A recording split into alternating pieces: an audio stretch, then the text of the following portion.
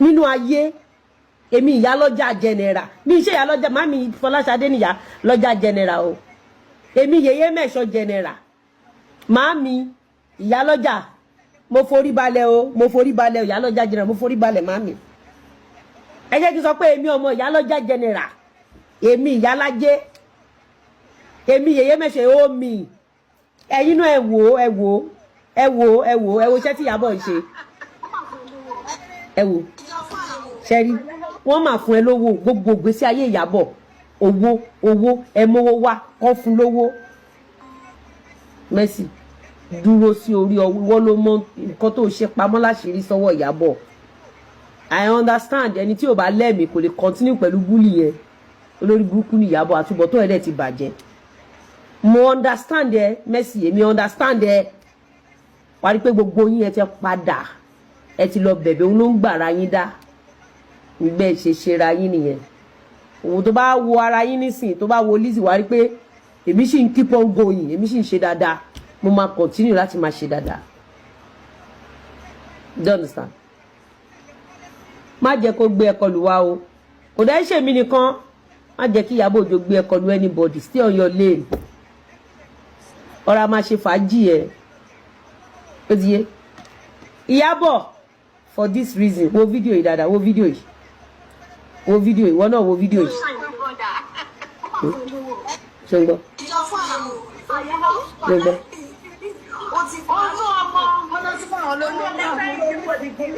ṣé ẹ gbọ́ ẹ wò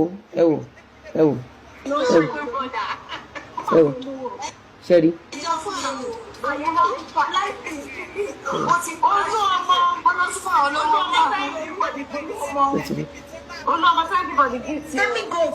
iṣẹ́ tí Ìyábọ̀ ń ṣe ni olú ọmọ thank you for the gift iṣẹ́ tí Ìyábọ̀ ń ṣe nìyẹn so báwo ni mo máa ṣe jẹ́ kí àwọn èèyàn rí mi pẹ̀lú àwọn èèyàn báyìí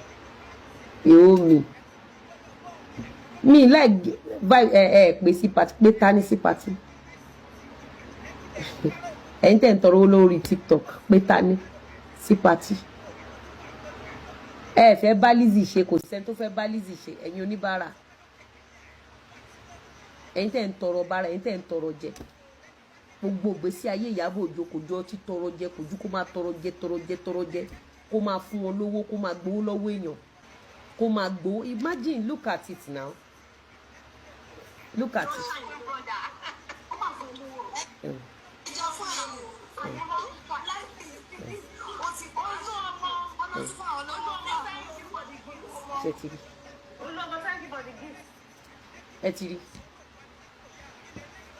ẹ ti rí reason tí Ìyábọ̀ Òjó ṣe ń bú ìwà ẹ ti rí owó bára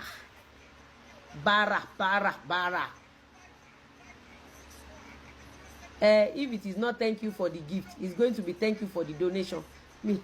pé èmi ò sorry pé mi ń sá fún wọn pé èmi ò bí bragiri ṣe rí pé àwọn náà wá ń paint ẹ pé àwọn sẹ́ẹ̀tì oníbàárà àwọn ò fẹ́ bá ọmọ ṣiṣẹ́ ṣe with this I can never be identified with you guys this is height of that ridiculousness this is height of it ayé ò gbọ́dọ̀ mo ti ṣiṣẹ́ gan mo hustle gan mo ṣiṣẹ́ mo dẹ̀ ní discipline mo dẹ̀ ní integrity ayé ò gbọ́dọ̀ tún rí mi pẹ̀lú Ìyábọ̀ Òjó yẹn mọ́ is either thank you for the gift or thank you for the donation kò mọṣẹ́ ṣe and the reason why she has been bullying me is because of money she wants to be collecting gold collecting clothes collecting money ẹ rí pé little thing Lizzy Anjorin ṣe bó sọ pé olówó ẹni ṣe rí gbogbo ẹ̀dá tó bá ti sọ pé ṣe bó sọ pé olówó má bá wọn rìn o tètè sásàlà fún mi ẹ̀ I just want to expose Ìyábọ̀ Òjó because Mercy lọ pàtí Mercy wọn pè ẹ́ tálẹ́ fẹ́ pè ẹ̀yin tẹ̀ ń tọrọ donation ẹnu ìṣó ló wà lẹ́yìn wọn yìí ẹnu ìṣó rè lẹ́yìn Mercy ẹnu ìṣó lélẹ̀ lẹ́yìn Mercy ẹni tó jalè lẹ́ẹ̀kan tó bá padà wọ àrán aṣọ lè làrán yẹn ẹ rò pé gbogbo àwọn èèyàn lórí wọn burú bíi titi ẹ̀yin blackmailers àwọn èèyàn sì rántí gbogbo nǹkan tẹ́ ẹ ṣe yìí kírú Ìyábọ̀ Òjó tó ń tọrọ owó lórí TikTok tó ń tọrọ bárà tó ń tọrọ gift kó máa compare ara ẹ̀ kó máa fẹ́ bá wa figagbága. Ọjọ́ tí mo rí fídíò yìí tó bá yẹ pé a mọ̀ pé Ìyábọ̀ Òjó nìkan ló ń ṣe Mercy wá sọ́dọ̀ ẹ̀ kọ́wọ́ bá pò kò fún lówó tó bá yẹ pé ìrànlọ́wọ́ ló bá wá sọ́dọ̀ ẹ̀ kí lè tó ṣe wọ́n TikTok tó wá fi ń tọrọ mọ mí ní nǹkan tó fi Mercy ṣe yìí ni wọn ò ní fi ọmọ èmi àti yín ṣerú nǹkan tí Ìyábọ̀ fi Mercy ṣe ẹ ṣàmì kẹgbẹ́ tó ẹ̀mí kò lè yé yín ẹ kò rò pé gbá ranjú kalẹ̀ bí dìndìnrín ni. Me, I'm not fighting anybody and I will never fight anybody but I will state my facts and I will expose you guys to the world. Why telling Nigeria ẹ̀yin ò bá ṣe bàtà ní ṣe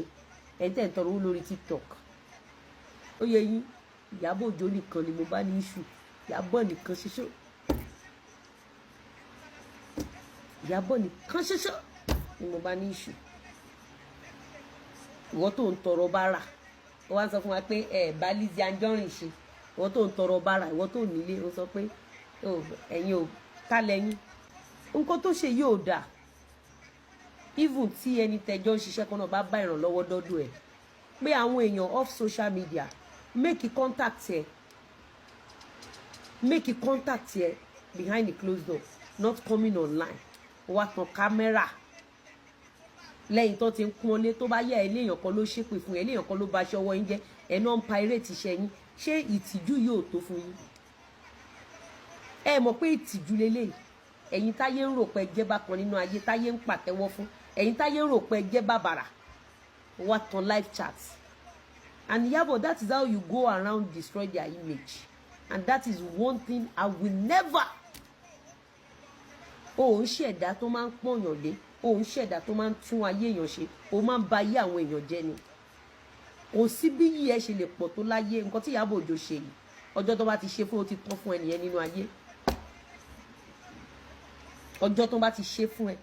tó ẹ̀yin èèyàn wa ẹ̀ mà ti gbọ́ àwọn ọ̀rọ̀ yìí tí Lizzy Anjorin tó sọ nínú fídíò yìí ẹ̀ ti gbọ́ bóyá sọ wípé Mercy AIGBE àti Ìyábọ̀ Òjó wọ́n ń tọrọ owó lórí TikTok ni o ìdí rèé èyí tí wọn kò lè fi pe òun sí ibi pàtí ìyá Mercy AIGBE yìí tí wọ́n ṣe ẹ sáà ti gbọ́ àwọn ọ̀rọ̀ yìí tí Lizzy Anjorin tó sọ nínú fídíò yìí. wọ́n dá ẹ jókòó wọ́n tọ kámẹ́rà sí ẹ lójú tí àwọn èèyàn wá ń gba bára fún ẹ ó ti tán fún ẹ lọ́jọ́ yẹn